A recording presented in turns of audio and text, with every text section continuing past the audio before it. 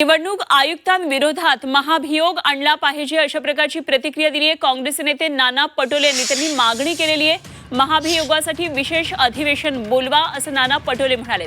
निवडणुकीतल्या घोळामुळे उमेदवार मतदारांना मनस्ताप होतो आहे आणि सरकारनं महाभियोग आणत असेल तर आमचा त्याला पाठिंबा असेल। काँग्रेसचे नेते नाना पटोले यांनी हे एक मोठं विधान केलेलं आहे आणि निवडणूक आयुक्तांविरोधात आता हे त्यांनी थेट टीकेचं शस्त्र उपसलेले। निवडणूक आयुक्तांविरोधात महाभियोग आणला पाहिजे अशी मोठी मागणी काँग्रेसचे नेते नाना पटोले यांनी केलेली आहे। महाभियोगासाठी विशेष अधिवेशन बोलवावं आणि निवडणुकीतल्या या घोळामुळे उमेदवार मतदारांना मनस्ताप होतो आहे असं नाना पटोले यांनी प्रतिक्रिया दिली आहे। तेव्हा सरकार जर महाभियोग आणत असेल तर आमचा त्यासाठी पाठिंबा असेल असंही काँग्रेसचे नेते नाना पटोले यांनी हे मोठं विधान केलंय।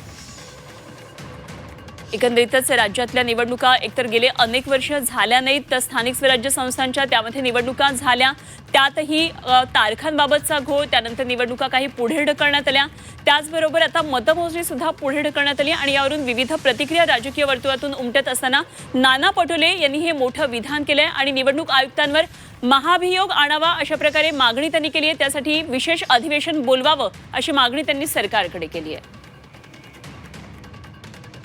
राज्यामध्ये स्थानिक स्वराज्य संस्थांच्या निवडणुकीमध्ये जो घोळ निर्माण झालेला आहे, उमेदवार आणि लोकांमध्ये जो मनस्ताप निर्माण करण्याचं काम निवडणूक आयोगाने केलेलं आहे, अशा निवडणूक आयोगावर महाभियोग आणून त्यांना याची उचलबांगणी केली पाहिजे आणि त्यांच्यावर कारवाई केली पाहिजे आणि आर्टिकल 243 प्रमाणे आपल्याला करता येईल। आपण हे महाभियोग केव्हा, आता हिवाळी अधिवेशनची प्रक्रिया त्या तेव्हाच हे करण्यात यावं अशी अपेक्षा आहे।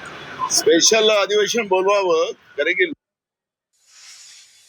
नाना पटोलेला प्रत्येक गोष्टीचं राजकारण करायची गोष्ट वेगळी आहे। आम्ही सर्वच लोक संतप्त आहोत, आम्ही सर्वच लोक त्या ठिकाणी राज्य निवडणूक आयोगाच्या भूमिकेशी असहमत आहोत आणि आम्ही स्पष्टपणे भूमिका मांडली आहे।